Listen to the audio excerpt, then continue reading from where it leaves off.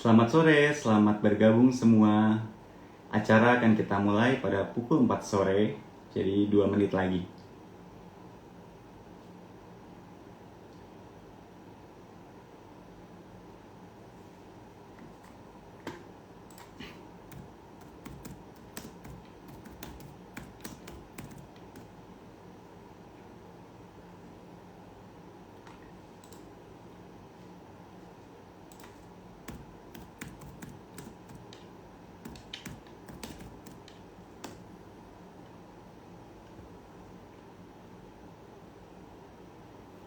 Selamat sore semua, selamat bergabung.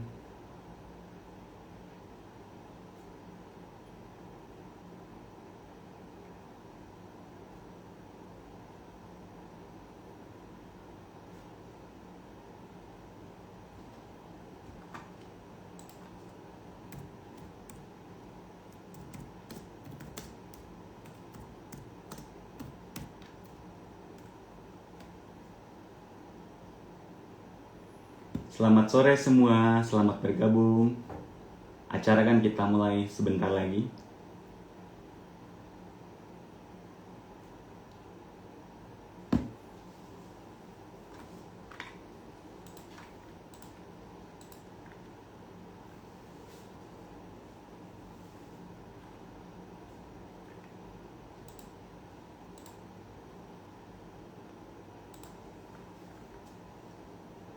Selamat sore semua.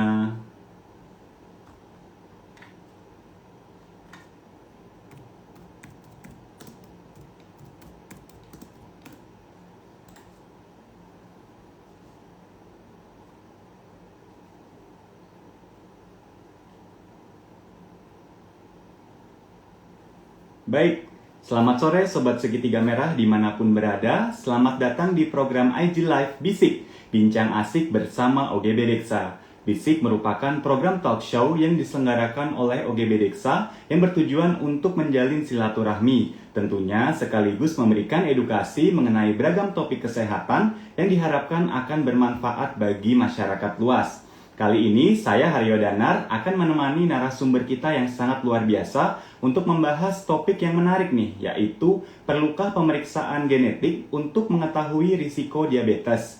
Topik ini menjadi penting untuk diangkat dan dibahas karena dari data Diabetes Atlas tahun 2021 menyebutkan bahwa Indonesia ini menempati urutan kelima pada negara dengan penderita diabetes tertinggi di dunia. Hampir 20 juta orang di Indonesia ini hidup dengan diabetes, di mana ini sebagian besarnya belum terdiagnosis. Seringnya pasien diabetes di Indonesia sudah terdiagnosis dengan tahap lanjut, yaitu sudah memiliki beberapa komplikasi. Oleh karena itu, sangat penting untuk melakukan screening bagi orang yang memiliki faktor risiko diabetes. Sobat Segitiga Merah mungkin kaget nih awalnya saat mendengar topik kita hari ini, yaitu membahas berbau genetik. Apa sih genetik itu? Nah, ini tenang aja nih, karena seperti sesi bincang asik lainnya, kali ini kita juga akan mengemas obrolan seputar faktor risiko diabetes dengan ringan dan asik.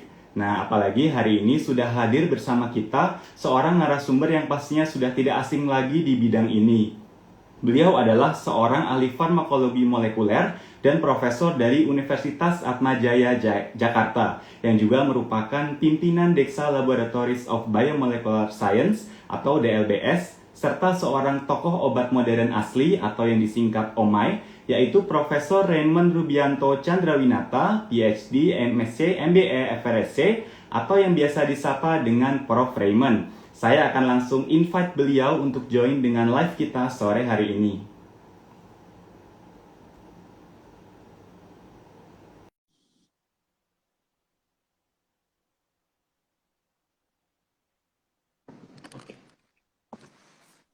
Selamat sore, Profesor Raymond.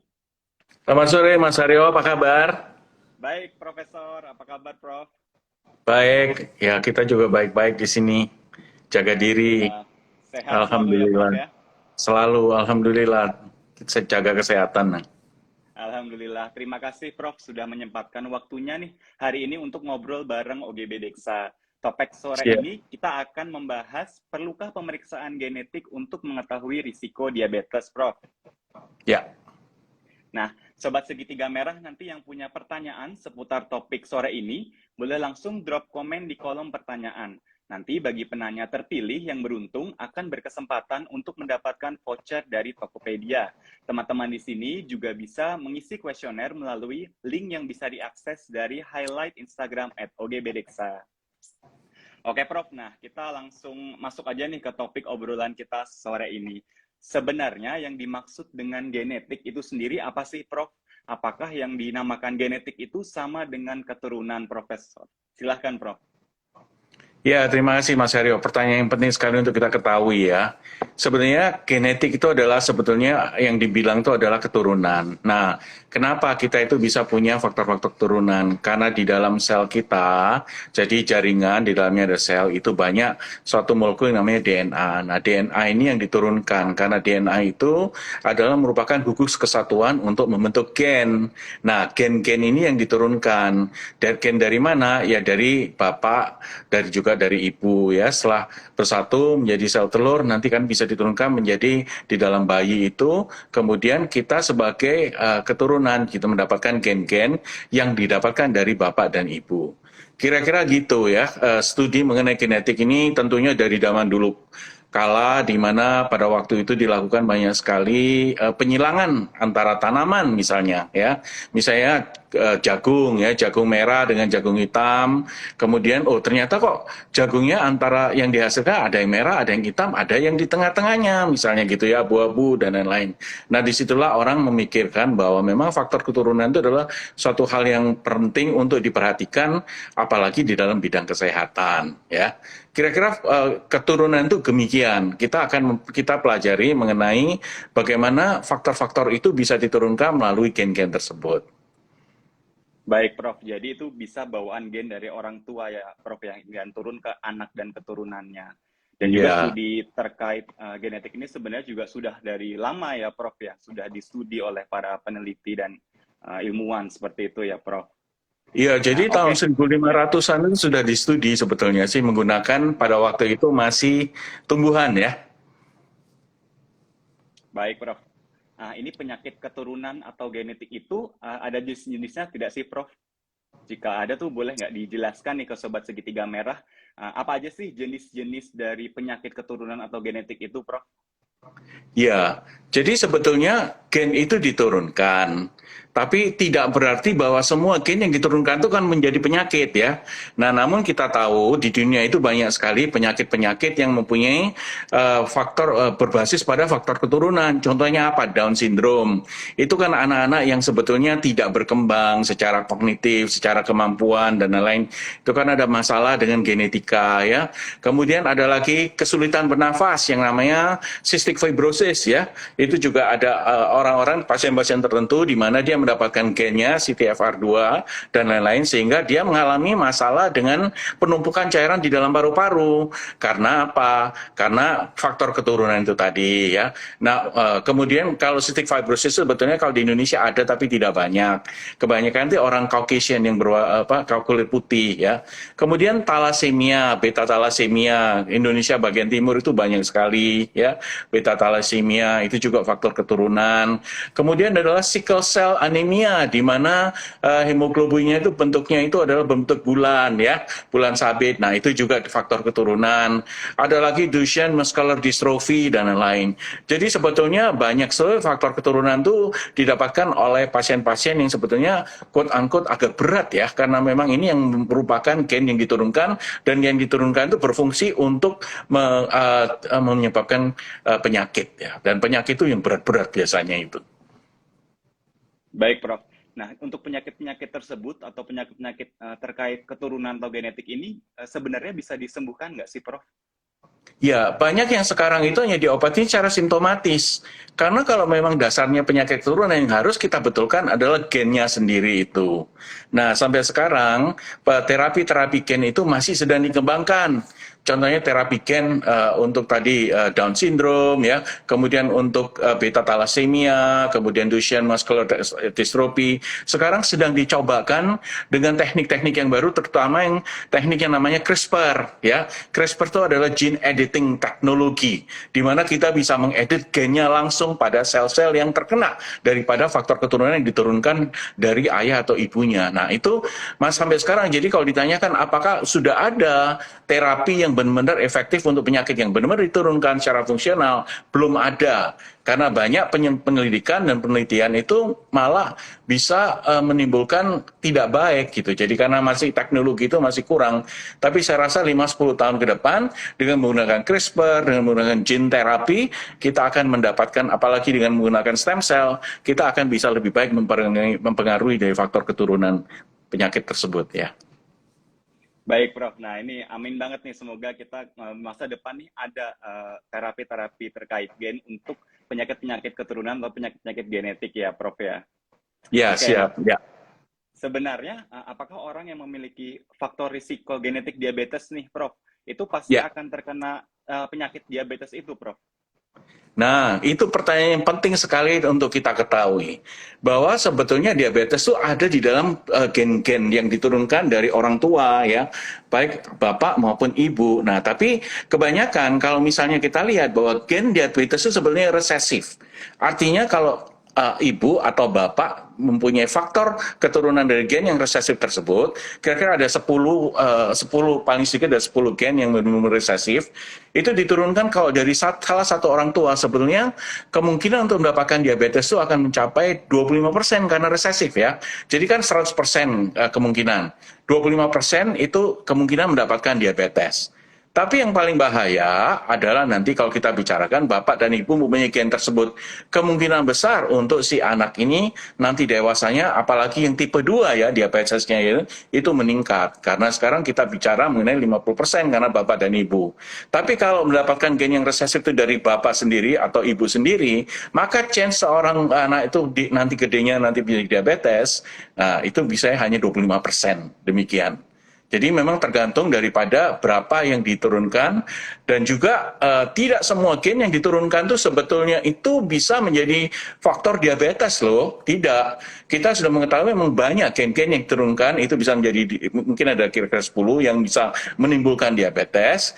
Tapi nanti kita bicarakan bahwa faktor-faktor ini tidak akan menjadi bermanifestasi menjadi penyakit kalau gaya hidup kita itu benar. Kalau gaya hidup kita tidak benar, itu yang menimbulkan penyakit. Karena kita tahu bahwa genetik ditambah environment atau lingkungan, nature plus nurture itu yang membuat dia berpenyakit. Jadi kalau misalnya kita mempunyai gen diabetes, tapi gaya hidup kita sehat, kita makan yang baik, tidak berkalori tinggi, berolahraga, dan lain-lain, maka kemungkinan untuk gen itu bermanifestasi, berekspresi akan lebih rendah. Sehingga gaya hidup yang baik akan menurunkan kemungkinan untuk diabetes. Tapi kalau kita tahu kita suka makan yang berlemak, makan banyak gula, ya gula itu ada di mana-mana, nah kemungkinan untuk bisa diabetes itu lebih tinggi. Nah, jadi dengan perkataan lain, dengan gen itu saja, belum tentu dia itu diabetes kalau kita bisa mengurangi gaya hidup kita dan memperbaiki gaya hidup kita. Nah, oke Prof. Nah ini untuk Sobat Segitiga Merah nih, tadi tolong dicatat tuh, untuk gaya hidup ini sangat berperan penting juga untuk penyakit-penyakit kronis ya Prof ya. Nah jadi sebenarnya apakah lebih besar pengaruh genetik atau pengaruh gaya hidup Prof? Kalau begitu. Ya, yang lebih besar adalah pengaruh gaya hidup. Ya. Karena gen itu, jadi gini, gen itu tidak secara langsung akan diekspresikan, ya. Gen itu dia akan ekspresi kalau ada faktor-faktor lain termasuk dari gaya hidup ini yang membuat dia terekspresi lebih tinggi. Jadi kalau misalnya gaya hidup kita memang sehat, ya, makan tidak banyak berlemak setiap hari. Memang susah ini. Makan umbi-umbian atau makan kacang-kacangan itu juga mengurangin. Tapi rasanya kan tidak enak. Kita hidup di dunia modern, pasti kita terlena dan juga kepengen dong makan di restoran di mana-mana gitu. Jadi makanya kalau kita lihat masalah dengan diabetes ini sebenarnya masalah lifestyle, masalah psikologis, ya. Nah, mau tidak mau kita memang makannya demikian, dan kecuali kalau kita benar-benar strict dan kita benar-benar mau merespons diri kita dengan cara tidak makan dan aktif dan lain-lain, itu agak susah buat kebanyakan dari kita. Jadi tapi walaupun demikian, walaupun kita punya gen, kalau kita bisa menjaga secara baik, maka sebetulnya penyakit diabetes, penyakit lifestyle itu tidak diekspresikan. Artinya dia tidak akan seseorang tidak akan mendapatkan diabetes. Baik, Prof. Nah, ini bagus banget nih untuk Sobat Segitiga Merah. Tolong dicatat nih untuk pola makannya juga untuk dijaga ya, Prof ya. Jadi ke Ya, depannya kita juga bisa terhindar lah dari penyakit-penyakit kronis atau penyakit-penyakit berat lainnya. Nah, Dok, Profesor. Nah, ini sebenarnya penting nggak sih, Prof, kita semua memeriksakan risiko diabetes melalui pemeriksaan genetik?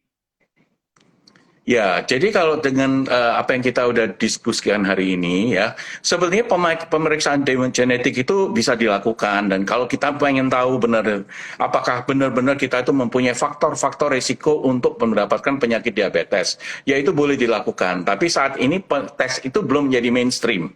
Artinya kalau kita ke dokter, kita ke laboratorium, itu permintaan ekstra.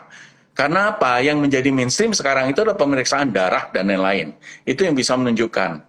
Nah, kalau menurut saya saat ini kalau benar-benar tidak perlu, mending kita periksa darah, gula darah puasa, gula darah postprandial, ya itu akan menentukan apakah kita itu di mana staging daripada kemungkinan pradiabetes kita atau menjadi diabetes. Itu lebih penting saat ini karena testing itu lebih mainstream, lebih mudah dijangkau dan lebih murah. Nah, kecuali kalau kita mempunyai akses uang lebih tinggi, kita boleh memeriksakan diri misalnya di satu laboratorium untuk apakah saya mempunyai gen-gen diabetes. Boleh juga. Bahkan lebih ekstrim dari itu, kita bisa ke suatu laboratorium menunjukkan bahwa, oh, makanan apa yang cocok saya apabila saya mempunyai gen diabetes ini ya. Apakah saya harus makan demikian? Itu ada tesnya namanya Nutrigenomics ya. Nah, itu dengan kita bisa mendapatkan tes makanan yang paling tepat untuk mengurangi diabetes kita, risiko diabetes. Atau apabila seseorang sudah diabetes, makanan apakah yang cocok untuk penderita diabetes? Nah, itu bisa lewat tes genetik dari genomik tersebut ya, Nutrigenomics namanya. Tapi kalau perorangan banyak on the mainstream, sebaiknya ya ketahuinlah gula darah dulu ya, gula darah seberapa tinggi, postprandial maupun gula darah puasa. Itu sudah menentukan banyak sekali membantu kita sekali untuk mendiagnosa diabetesnya. Baik, Prof. Ini menarik sekali nih. Ada yang namanya neutral genomik ya, Dok ya. Prof ya. Ya, Jadi untuk Nutrigenomics. mengetahui kita makan apa nih yang cocok dengan penyakit kita dan faktor risiko kita seperti itu. Nah, Ya. kemudian terkait sampel untuk pemeriksaan genetik ini, sampel apa aja sih, Prof, yang biasa diambil untuk pemeriksaan genetik? Ya, kalau memang kita mau memeriksakan diri sebetulnya, yang biasa kita pakai itu bisa dari darah, bisa dari rambut, bisa dari kulit, bisa dari jaringan-jaringan ya.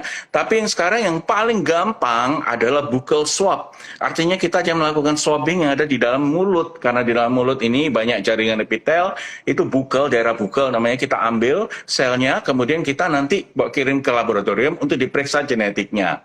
Nah, di dalam laboratorium genetik sampel tersebut akan dianalisa dengan menggunakan DNA sampel dan akhirnya sequencing daripada DNA tersebut.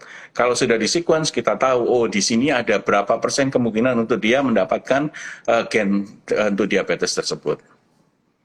Baik, Prof. Berarti nanti untuk hasilnya itu biasanya berupa persen ya, Prof ya? Bukan berapa persen sih, sebetulnya lebih ke arah ada atau tidak, dan gen apa yang ada di situ. Begitu, ya. Baik, Prof. Nah, untuk kemudian pemeriksaan ini baiknya untuk dilakukan untuk semua orang atau hanya mereka-mereka ini yang memiliki faktor risiko diabetes, Prof? Ya, sebetulnya kalau misalnya seandainya seseorang sudah tahu bahwa orang tuanya ada yang diabetes, dianya sendiri perokok misalnya, atau BMI-nya tinggi sekali, ya, gemuk, dia tidak apa-apa memeriksakan diri untuk faktor genetik. Tapi kembali lagi, faktor genetik ini sampai sekarang ini kita belum mendapatkan terapi yang jelas kalau kita tahu bahwa kita itu mempunyai faktor genetik yang tepat. Yang kita tahu, pemeriksaan gula darah itu adalah lebih baik saat ini. Kalau kita tahu gula darah puasa, gula darah postprandial ya, Kemudian sebetulnya ada lagi pemeriksaan untuk insulin level dan HOMA-IR. Ya, insulin itu adalah indeks-indeks menunjukkan resistensi insulin. Nah, sebelum diabetes sebetulnya kita tuh menderita yang namanya resistensi insulin, dan itu bisa dilihat dengan menggunakan HOMA-IR tersebut. Tapi sementara kita udah tahu angka-angka tersebut, itu sebenarnya udah cukup untuk kita menentukan apakah kita ini pradiabetes atau sudah diabetes atau tidak diabetes, ya. Nah, tanpa melakukan genetic testing tersebut, karena genetic testing tersebut pastinya lebih mahal, ya. Kita menggunakan lebih banyak alat-alat yang lebih sophisticated, dan laboratoriumnya juga mesti punya NGS, namanya Next Generation DNA Sequencer, dan lain-lain. Tadi yang saya katakan, kalau kita mempunyai testing sendiri di laboratorium bahwa kita bisa menggunakan darah tersebut, ya, pakai untuk gula darah postprandial, ya, ditambah insulin, itu udah cukup sebetulnya. Kembali lagi, kalau memang kita udah punya diabetes atau memang sudah tahu bahwa saya adalah seorang anak dari seorang keturunan diabetes, tidak apa-apa tes tersebut. Di laboratorium tertentu sekarang udah banyak laboratorium bisa memungkinkan kita untuk tes diabetes tersebut, ya. Baik, Profesor. Nah, ini jika kita ingin memeriksa genetik, Prof. Nah, itu sebenarnya berapa akurat sih untuk pemeriksaan genetik tersebut, Prof? Ya, jadi seberapa akurat sebetulnya, kembali lagi saya katakan, kalau kita punya gen untuk diabetes ini bukan berarti kita akan diabetes loh. Itu kembali saya katakan, karena hanya untuk diabetes, maka yang lebih penting adalah gaya hidup kita, bukan testing genetiknya. Nah, ini bisa kita lihat, ya, ada satu, misalnya saya ceritain, ada satu paper mengatakan begini, ini dari Jerman nih papernya. Percobaan pada tikus, ya. Jadi tikus yang dua-duanya ayah dan ibunya tikusnya itu adalah gemuk dan diabetes, ya. Jadi dia punya gen kan anaknya kan.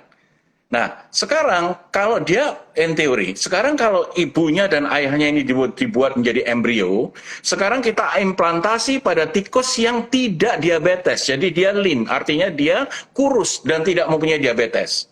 Pertanyaannya, apakah embrio tersebut akan menjadi anak tikus yang menjadi diabetes? Ternyata tidak.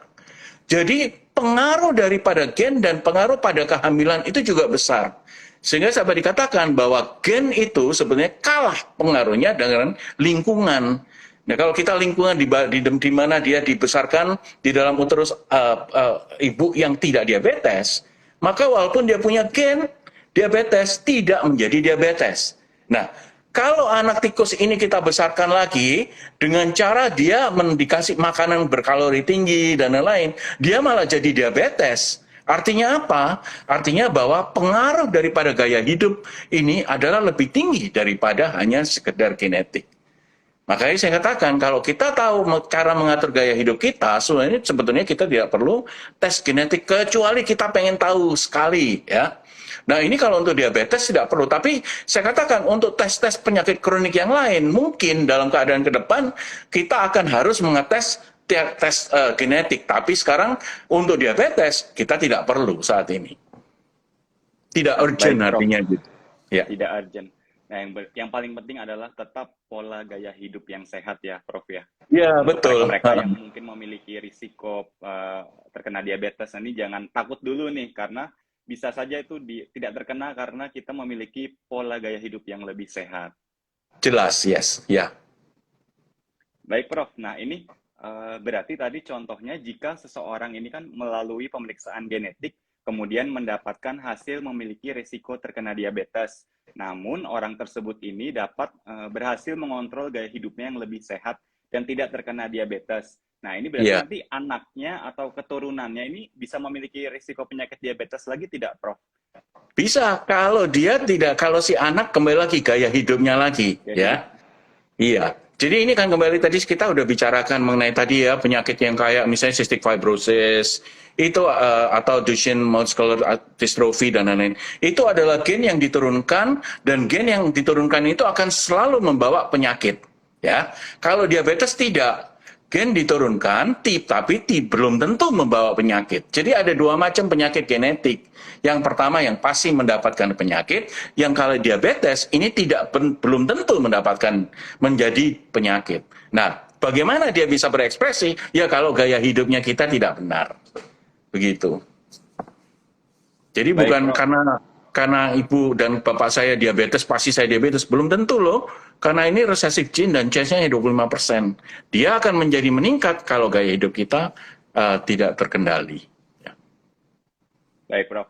Nah, ini ada saran nggak sih dari Prof untuk yang bisa diberikan ke Sobat Segitiga Merah nih, untuk mereka yang sudah mengetahui memiliki risiko genetik penyakit diabetes maupun penyakit-penyakit kronis atau penyakit berat lainnya. Karena kan bisa jadi tadi setelah mengetahui ada risiko diabetes nih yang bersangkutan jadi takut yang secara berlebihan. Jadi, aduh aku gimana gitu, Prof. Ya, jadi yang penting memang sebetulnya itu adalah gaya hidup yang sehat itu penting sekali ya. Makanan harus dijaga, dengan aktivitas harus dijaga. Kemudian kalau yang suka merokok itu sebaiknya berhenti merokok ya. Kemudian orang-orang yang kurang aktivitasnya berkurang itu mesti dinaikkan ya. Nah, sekarang di antara sekitar kita ini makanan itu banyak makanan yang kita tidak tahu, rasanya asin tapi di sana banyak gulanya. Nah, itu hati-hati. Makanya saya sekarang harus baca package label, package insert itu isi daripada ingredient itu apa. Kadang-kadang kita ditisipin gula ya. Makanan yang berlemak juga, karena berlemak itu kita bisa store di dalam tubuh kita bisa simpan lama-lama juga kita mengalami yang disebut sebagai lipoadipositas, terutama yang ada di daerah perut ya. Nah, itu juga akan menimbulkan diabetes. Nah, itu adalah hal-hal yang kita bisa hindari. Memang itu tidak mudah. Kenapa? Itu lebih ke arah psikologis ya. Dan kalau kita tahu bahwa psikologis itu akan lebih susah untuk menurunkan dibandingkan dengan faktor-faktor yang kita bisa perbaiki ya. Baik, Prof. Nah, ini udah jelas banget nih pesan dari dan saran dari Prof. Raymond nih. Jadi, untuk pola gaya hidup yang sehat, termasuk pola makan yang sehat, ini perlu juga kita memperhatikan ingredient dari bahan-bahan makanan yang akan kita konsumsi. Kemudian juga olahraga yang cukup ya, aktivitas fisik yang cukup juga ya, Prof. ya. Nah, oke. Ya. Sobat Segitiga Merah, tadi kan sudah clear banget nih penjelasan dari Prof. Raymond terkait pemeriksaan genetik untuk mengetahui risiko diabetes. Nah, ini mulai dari pengertian genetik itu sendiri, kemudian jenis-jenis penyakit keturunan, kemudian faktor risiko genetik diabetes, seberapa penting melakukan pemeriksaan genetik dan mengatur pola gaya hidup yang sehat, kemudian jenis-jenis pemeriksaan genetik untuk mengetahui risiko diabetes, kemudian sampel yang digunakan, hingga saran dari profesor yang untuk orang-orang yang telah mengetahui memiliki faktor risiko diabetes. Nah, baik Prof, di sini kita sudah ada beberapa pertanyaan dari Sobat Segitiga Merah. Saya akan mulai pilih untuk dijawab langsung oleh Prof. Raymond. Oke, untuk pertanyaan pertama, Prof. Nah, ini dari umur berapa sih dianjurkan untuk pemeriksaan genetik, Prof? Jika ada ini yang ingin memeriksa genetiknya. Ya, kembali lagi, kita itu untuk memeriksa, kita kepengen tahu untuk penyakit keturunan apa, ya. Misalnya saja itu kan penyakit diabetes, penyakit keturunan itu bukan hanya orang yang bilang itu bukan hanya diabetes loh ya. Yang risiko-risiko keturunan misalnya ada kanker, contohnya breast cancer, kemudian colon cancer itu juga ya, kanker usus besar ya, itu juga. Kemudian penyakit-penyakit neurodegeneratif, contohnya Alzheimer's, penyakit Parkinson dan lain-lain, itu apakah bisa diturunkan? Nah, sebetulnya kalau secara teori kalau kita mau tes sepagi mungkin umur 30-an, umur 35-an ya. Ingat Angelina Jolie waktu itu ya. Angelina Jolie itu melakukan double mastektomi, kedua payudaranya dihilangkan karena dia tahu bahwa dia mempunyai BRCA gene 1 and 2 yang ketahuan bahwa BRCA itu juga pasti akan diekspresikan menjadi suatu penyakit kemungkinan besar. Jadi makanya dia melakukan radical mastektomi. Nah, itu bisa dilakukan pada waktu kalau kembali lagi kalau seseorang punya uang untuk melakukan itu tidak ada salahnya untuk melakukan dan harus dibaca oleh seorang yang mengerti, seorang dokter yang mengerti bagaimana peran daripada gen-gen ini nanti satu hari akan diekspresikan demikian ya. Tapi kembali lagi, kalau kita hanya nunjuk dengan yang kita bicarakan dari diabetes, saya katakan tidak perlu melakukan tes genetik hanya untuk diabetes. Tapi kalau kita kepengen tahu bahwa orang tua saya mempunyai mempunyai problem dengan Alzheimer sekarang, penyakit demensia, penyakit fungsi luhur, apakah saya akan bisa mendapatkan tuh? Karena saya sudah lama melihat orang tua saya dan caregiver, saya sebagai caregiver itu susah, saya pengen tahu. Nah, itu boleh dilakukan sedini mungkin umur 30, umur 35 kita lakukan, kita mendapatkan data-data itu sehingga kita akan lebih hati-hati ke depannya bagaimana menyikapi hidup ini supaya kalau satu hari gen ini bisa diekspresikan gitu. Baik, Prof. Jadi untuk pemeriksaan genetik untuk diabetes ini sebenarnya juga belum begitu urgent seperti itu ya. Lebih urgent Betul. untuk penyakit-penyakit genetik yang lebih berat seperti Alzheimer, cancer, dan Terutama kanker ya. Kanker, betul. Baik. Untuk pertanyaan kedua, nah, apakah pemeriksaan genetik ini juga bisa mendeteksi penyakit kronis lain? Tadi mungkin sudah bisa dijawab oleh Prof. Raymond tadi ya. Jadi memang ada beberapa penyakit kronis lainnya seperti kanker dan Alzheimer dan penyakit-penyakit kronis lainnya ini bisa diperiksa melalui genetik ya, Prof ya? Iya. Saya tambahkan ya Mas Aryo, jadi kemungkinan ke depannya memang saat ini tes genetik itu belum menjadi mainstream testing, itu bukan menjadi suatu diagnosa untuk kita memastikan bahwa dengan adanya gen-gen tertentu itu menjadi diagnosa penyakit tertentu, belum. Tapi ke depannya sekarang ini mengarah kepada kedokteran presisi. Kedokteran precision medicine itu menunjukkan bahwa satu hari seseorang itu akan diberikan dosis terapi yang benar-benar mempunyai dosis yang cocok untuk orang tersebut. Jadi contohnya ada beberapa obat-obat kanker sekarang ini yang dosisnya tidak tepat, maka kita tidak bisa mengurangi progresivitas daripada kanker tersebut. Tapi kalau kita tahu ada gen-gen tertentu, misalnya saja ya HER2 untuk penyakit breast cancer, payudara, kanker payudara, kita lakukan tes genetik, kita tahu bahwa HER2-nya positif. Nah, ini menunjukkan bahwa oh ya kita bisa lakukan terapi dengan menggunakan Herceptin contohnya. Itu salah satu obatnya ya. Itu monoclonal antibody. Nah, jadi kedokteran presisi itu menggunakan tes genetik ke depannya bukan untuk mendiagnosa saja, tapi justru menunjukkan satu obat ini atau kombinasi obat ini apakah cocok terhadap pasien tersebut. Dan kalau cocok, fungsinya tersebut bisa dikurangi dengan dosis berapa. Dosisnya bisa dihitung dengan menggunakan hasil daripada tes genetik tersebut. Wah, ini menarik sekali, Prof ya. Ada ternyata namanya kedokteran presisi. Nah, ini sudah banyak, Prof, dilakukan di rumah sakit, Prof. Indonesia belum banyak, di Amerika aja baru mulai ya. Pada waktu Obama menjadi presiden, pada waktu itu beliau mengeluarkan ini Precision Medicine Initiative tahun 2008. Tapi sampai saat ini di dunia itu masih belum benar-benar dilakukan karena apa? Ada obat-obat yang memang harus kita melakukan tes genetik dulu seperti antibodi monoklonal dan lain-lain ya. Kemudian apakah ada gen-gen obat-obat kemoterapi yang memang kita mesti lihat apakah benar gen yang kita mau ini kita supresi gen tersebut dari kanker tersebut ya. Mulai dari kanker macam-macam, dari solid tumor ya, dense tumor dan lain-lain atau kanker darah misalnya limfoma, leukemia sekarang itu juga bisa dites ya. Nah, dari situ baru kita ketahuan obatnya apa yang cocok terhadap genetik daripada pasien tersebut. Dengan kita memakai obat yang cocok, otomatis pengurangan daripada risiko progresivitas daripada kanker tersebut apakah bisa dikurangi dan pastinya bisa dikurangi karena obatnya cocok dan dosisnya juga tepat. Baik, Prof. Nah, ini menarik juga nih terkait kedokteran presisi. Semoga di Indonesia ini bisa segera ada kedokteran presisi dilakukan. Ya, karena Menteri Kesehatan yang sekarang ini sudah mulai punya inisiatif ya. Daripada salah satu transformasi kesehatan adalah beliau mau mengimplementasi ke depannya kedokteran presisi di Indonesia. Beliau sudah invest berbagai macam gene DNA sequencer ya, next generation sequencing dan semoga di dalam beberapa kurun waktu ke depan kita sudah mempunyai data-data populasi genetik daripada pasien-pasien di Indonesia, terutama untuk kanker yang sangat dibutuhkan ya. Betul, Prof. Semoga segera ya, Prof ya.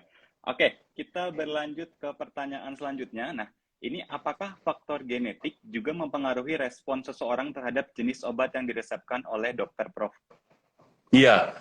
Jadi kalau untuk diabetes masih belum ya, karena diabetes itu tidak termasuk dari penyakit yang benar-benar karena keturunannya itu dari gen ya. Kalau misalnya kanker, iya jelas kedepannya itu ya. Dan beberapa penyakit yang kita tahu, yang penyakit yang kronis, yang lainnya yang mempunyai sifat metabolik ya, itu salah satunya adalah famili hiperkolesterolemia. itu adalah orang-orang yang mempunyai LDL sangat tinggi sampai ribuan.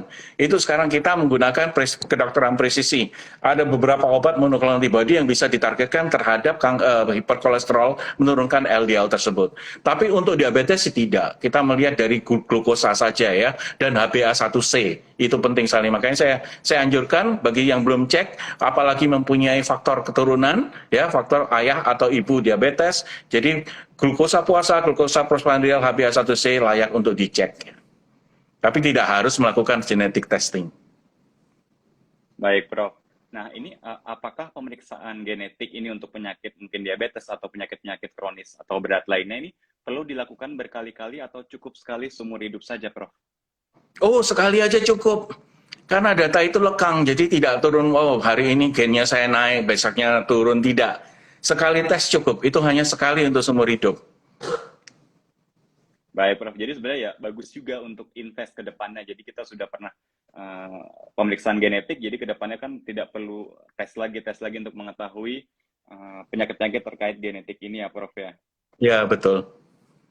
Makanya harganya agak mahal ya, karena testernya juga mereka juga ngitung ya, cuman tes sekali cukup. Biasanya untuk harganya ini memang rentangnya berapa ya, Prof? Ya mungkin ada sobat segitiga merah nih yang kepo nih, pengen tahu sebenarnya tuh biasanya seberapa sih untuk harga pemeriksaan genetik ini, Prof? Saya jelasnya kurang tahu, tapi yang saya dengar kembali lagi, bukan jangan quote saya ya, ada tes genetik untuk nutrigenomics, itu ada yang harganya 5 juta, ada yang 7 juta, tergantung dari mana kita mengeteskan. Tapi kira-kira itu baru nutrigenomics ya, bukan kita belum melakukan misalnya pharmacogenomics, belum. Kita misalnya tes risiko terhadap penyakit tertentu, itu juga berapa harganya. Saya nggak tahu, tapi kira-kira kalau di total bisa sampai ya 10-20 juta total harganya ya. Tapi kalau fungsinya kalau lebih banyak yang tes ya mestinya akan turun itu harga ya. Nah, oke. Baik, Prof. Nah, ini ada pertanyaan lagi nih. Jadi sampai berapa generasi sih biasa gen itu akan diturunkan, Prof? Oh, gen itu akan terus diturunkan karena kita tidak sendirian, apalagi kalau orang yang sudah berkeluarga kan pasti nanti ada dari faktor dari istri dan suami kan.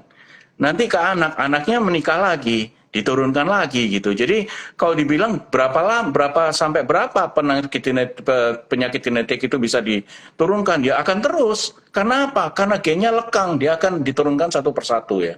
Tinggal sekarang kita akan bisa nggak memengaruhi gaya hidup ya. Nah tadi itu sebenarnya saya lupa mengatakan. Kalau kita bisa meningkatkan atau mengurangi gaya hidup ya, jadi masalah misalnya kita olahraga, itu sebetulnya gen-gen yang tadinya berisiko untuk mendapatkan penyakit tertentu, itu bisa disupresi. Nah namanya ini adalah kita melakukan perubahan ekspresi daripada itu. Nah ini namanya epigenetics. Artinya kita melakukan sesuatu untuk mensupresi. Tadinya gen yang sudah diturunkan, 25% karena dia resesif, kita supresi ekspresinya sehingga pada anak tersebut tidak menjadi diabetes. Itu mungkin saja terjadi. Tapi kembali lagi, tidak mudah dan membutuhkan kemauan yang tinggi karena supresi ini adalah lebih banyak gaya hidup yang dirubah dan juga psikologis. Faktor-faktor psikologis itu penting sekali bahwa kita harus bisa menguasai daripada emosi kita dan lain-lain untuk mensupresi lewat epigenetics itu. Baik, Prof. Jadi tadi untuk yang supresi gen terkait penyakit ini, kita supresinya menggunakan pola gaya hidup yang sehat ya, Prof ya, bukan menggunakan suatu obat-obatan. Ya, kebanyakan pola gaya hidup yang sehat. Kedepannya sebetulnya yang tadi saya katakan itu, sekarang para ilmuwan itu sedang mempunyai penelitian. Salah satunya itu menggunakan CRISPR tapi untuk mensupresi epigenetics.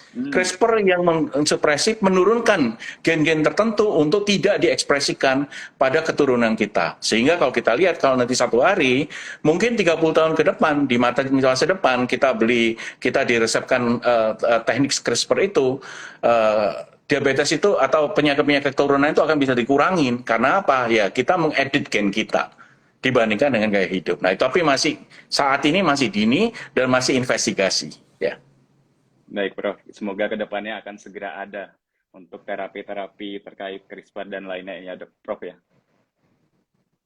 Oke, nah Baik, Sobat Segitiga Merah dan Profesor Raymond, karena waktu kita ini juga terbatas, jadi sepertinya sesi tanya jawab kita cukupkan saja ya, Prof ya.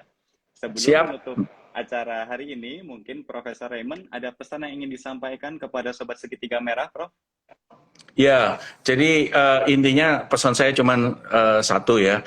Jadi kalau penyakit diabetes itu walaupun orang tua diabetes, tapi kalau kita take care of our own self, jadi kita diri sendiri, sebetulnya itu penyakit itu adalah penyakit lifestyle, bukan penyakit genetik. Ya, tapi walaupun ada gen-gen yang diturunkan, kira-kira ada 10 sampai 15 gen yang diturunkan yang memungkinkan kita untuk mendapatkan penyakit genetik. Satu-satunya cara sebetulnya gimana? Ya kalau kita tidak telat, kita adalah sering memeriksakan diri ya. Orang-orang yang penyakit HbA1c-nya sudah mulai 7, nah ini hati-hati pradiabetes ya, glukosa puasanya antara 110 sampai 126, itu artinya prodiabetes, pre-diabetes ya, sebelum diabetes. Itu artinya sudah mengalami resistensi insulin. Kalau kita biarkan, kita mendapatkan glukosa puasa 110 sampai 126 itu, kita biarkan dengan masih makan yang banyak karbohidrat dan lain-lain, itu akan menjalar progresivitas menjadi diabetes. Satu-satunya cara yang mengurangi makan. Bagi Anda yang belum diabetes, mencegah untuk menjadi penyakit diabetes, Anda lebih baik untuk menggunakan lifestyle, diet dan exercise ya. Nah, bagi yang sudah diabetes, tidak perlu lagi ya, kedua-duanya tidak perlu tes genetika. Karena itu untuk diabetes tidak memberikan kepastian bahwa saya akan mendapatkan diabetes atau mengurangi diabetes kita.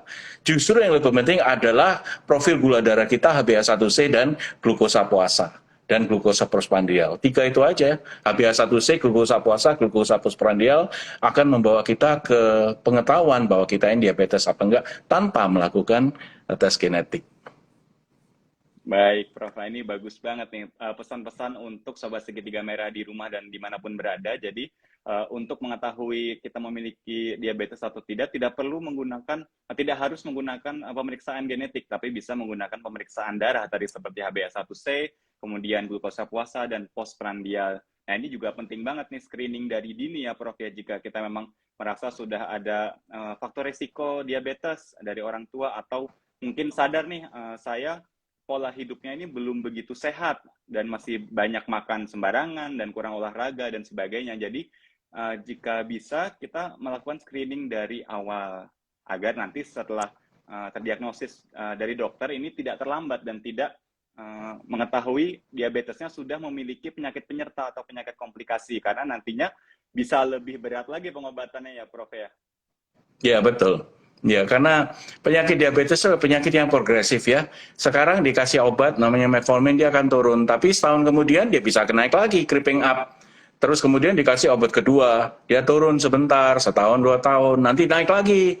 Karena proses progresif disease ya. Satu hari kita akan menggunakan insulin ya untuk menurunkan diabetes. Jadi kalau Anda sebelum diabetes, sebaiknya menjaga diri agar supaya tidak menjadi diabetes. Baik, Prof. Noted. Nah, untuk Sobat Segitiga Merah, yuk kita mulai untuk modifikasi gaya hidup biar lebih sehat lagi. Ini kan juga bukan buat orang lain, tapi buat diri kita sendiri juga untuk keluarga kita nantinya.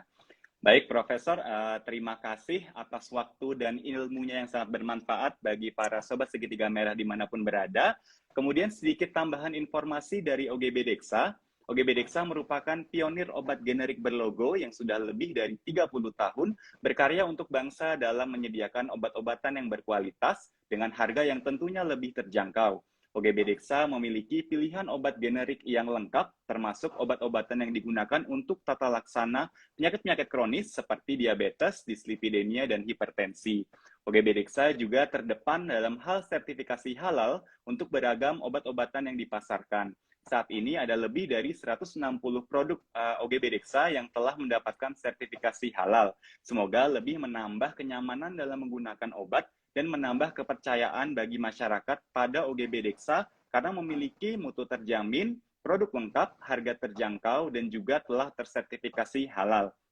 Sekali lagi, Sobat Segitiga Merah dimanapun berada yang menyaksikan IG Live ini, jangan lupa mengisi kuesioner melalui link yang bisa diakses dari highlight Instagram @OGBDexa. Dan tentunya jangan ketinggalan untuk menyaksikan rangkaian IG Live dan konten-konten OGB Dexa lainnya yang jadwalnya akan kami update di Instagram @ogbdeksa.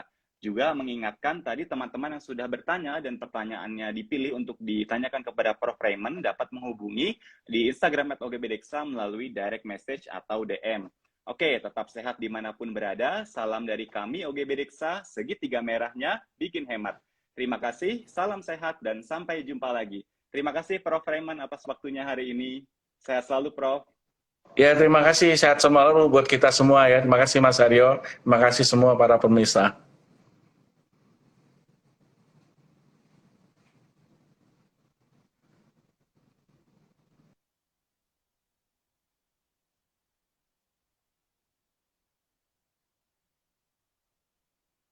Terima kasih semua yang sudah join dalam acara sore hari ini, yaitu Bisik bersama Profesor Raymond membahas pemeriksaan genetik untuk diabetes. Selamat sore dan salam sehat semua.